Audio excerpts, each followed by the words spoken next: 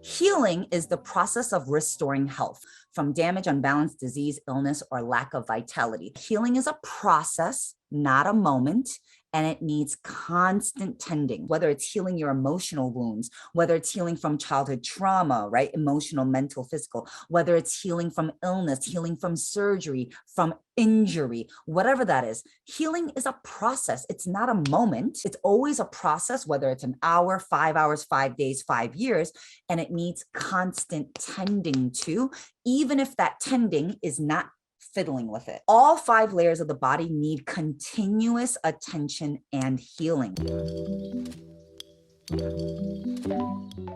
Health basically means to be free of illness or injury. It applies to all layers of the body. It means to be free from damage, unbalance, disease, illness, or lack of vitality.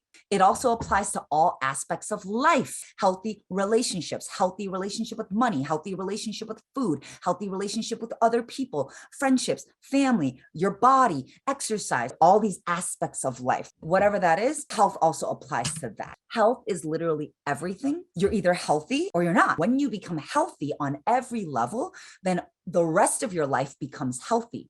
And when you are healthy, you're happy. Where there is no mental health, you're not happy. No emotional health, not happy. No physical health, not happy. When things are out of health, it will fall apart.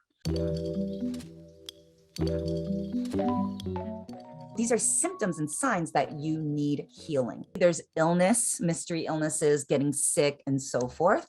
Injury, aches and pains, brain fog, lack of focus, scatterbrain, fatigue, being lethargic, being sluggish, digestive issues, constipation, belly problems, distension, bloating, hair loss, breakouts, weak nails, emotional highs and lows, feeling lost, stuck, unmotivated, and what's the point? Relationship struggles of all kinds, family, friends, intimate relationships, romantic relationships, and so forth. This is a sign that you need emotional healing. This is a sign that we need healing from our traumas. This is a sign that we need some spiritual healing. And also, if there is actually a health issue, literally, physically, biologically going on as well, that may affect your mood, that may affect your energy, which may make you crabby, which may make you be more impatient, or which may make you more short-tempered, and so forth. So everything is connected, y'all.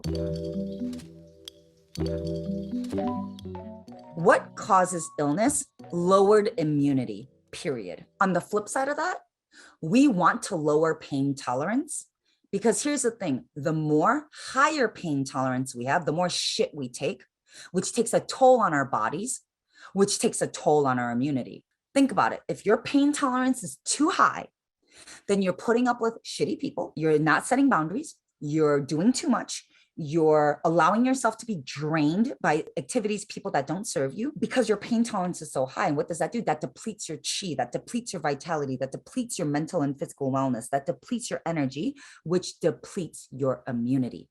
It's all connected. All disease begins in the gut. What you eat is everything. Your gut is where everything is processing, everything is getting absorbed, everything is being distributed, and your gut is a huge engine.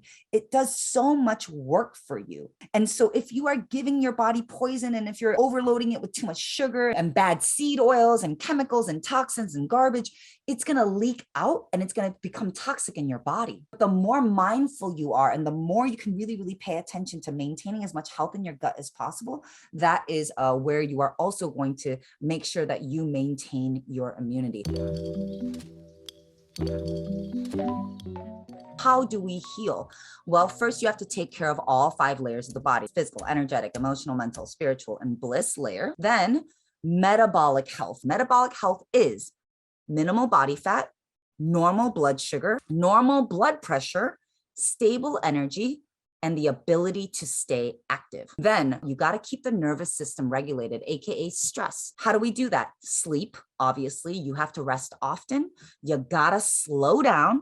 Sitting in silence brings down your nervous system, and feeling your feelings. Here's the thing, when we do not feel our feelings, what we're doing is overriding, which actually causes more stress. If you actually let yourself feel your feelings, you're not stressing, you're releasing.